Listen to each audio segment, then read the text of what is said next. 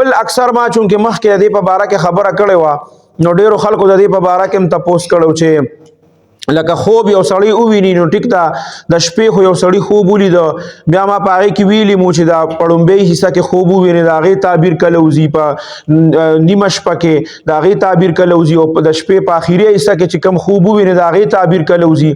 دا وضاحت ما مخکې کړو نو بیا ډېرو کسانو چې دی نو د ملګرو سره رابطې کړې وې چې یاره که د ورځې څوک خوب وویني نو دروازه د خوب تعبیر اوزی او کنوزی او صحیح ک نی صحیح نو یاد ساته غوري بنوري ټاون والا دا لیکلي باقاعده چې یو سړی چې د پخپل ریختونه دی او د صحیح دی نو د شپې خوب هم صحیح دی او د دروازه خوب هم صحیح دی د دوانه خوبونه صحیح دي کده اولیدل نو دا صحیح دي او په دې کې باقاعده غي حواله ذکر کړی دا تعبیر الرؤیا کتاب چې چاري کړی دی علامه ابن سیری رحمه الله دا غي حواله ور کړی دا باقاعده غي کې لیکلي دي چې څنګه د شپې د خوب تعبیر چې کوم دی نو دا صحیح دی دغه شان دروازه د خوب د تعبیر چې کوم دی دا صحیح دی خو د صحیح سړی زړه سره تعلق ساتي چې هغه صحیح رښتونی او صحیح صفاز لوالي نو هغه انسان سره تعلق ساتي دویمه خبره دا لیکلي دا چې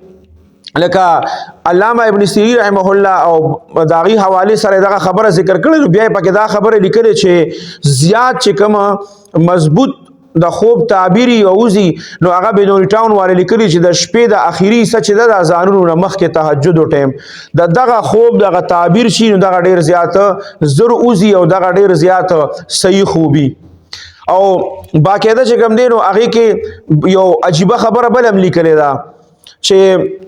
بنوري ټاون والا چې کله اوس چونکې دا وګوره سپرلی را روان دی د بهار موسم نو هغې پکې دا هم لیکلي دي چې کله دا شپه او ورځ دا بالکل یوم رشي دا داسې اب لس ورځې پکې راځي چې په دې کې د دې دواړو دا مقدار شي دا بالکل یوم رشي نو چې کله د ورځې او د شپې دا مقدار یوم رشي وي په دغه ورځو کې چې څوک خوب وویني که نه نو دغه ورځو خوب چې دی د دغه تعبیر هم ډېر زیات صحیح او هغه تعبیر چې کوم دی نو هغه شان بیا اوزي چې څنګه خوب چا لیدلي نو ډیرو مرګرو چې دی مرګرو سره رابطې کړې وي چې د دې په باره کې مونږ ته ووایي چې د ورځې خوب چې دی نو د هغې ما تاسو ته ووایي چې دا د انسان رښتونوالي سره تعلق ساتي چې د زړه صفا دی نو د ورځې د خوب تعبیر به هم صحیح وځي او علامه محمد ابن سیری رحمه الله د حوالې سره بنوري ټاون والے ویلي چې دا څنګه د شپې خوب دی دغه شان د ورځې د خوب تعبیر وځي